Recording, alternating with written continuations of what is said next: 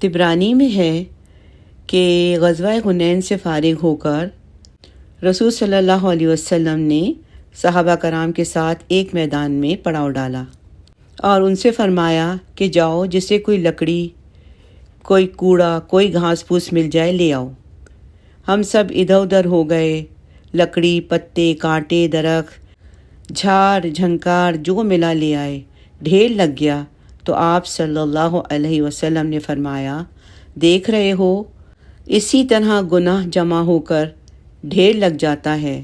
اللہ سبحانہ تعالیٰ سے ڈرتے رہو، چھوٹے بڑے گناہوں سے بچو، کیونکہ سب لکھے جا رہے ہیں اور شمار کیے جا رہے ہیں۔ جو خیر و شر، بھلائی برائی جس نے کسی کی ہوگی اسے موجود پائے گا۔ رسول صلی اللہ علیہ وسلم فرماتے ہیں، ہر بد عہد کے لیے قیامت کے دن ایک جھنڈا ہوگا اس کی بدعہدی کے مطابق، جس سے اس کی پہچان ہو جائے گی، اور اعلان ہوگا کہ یہ فلاں بن فلاں کی بدعہدی ہے۔ تمہارا رب ایسا نہیں ہے کہ مخلوق میں سے کسی پر ظلم کرے، ہاں البتہ درگزر کرنا، معاف فرما دینا یہ اس کی صفت ہے۔ ہاں بدکاروں کو اپنی قدرت اور حکمت، عدل اور انصاف سے وہ سزا بھی دیتا ہے۔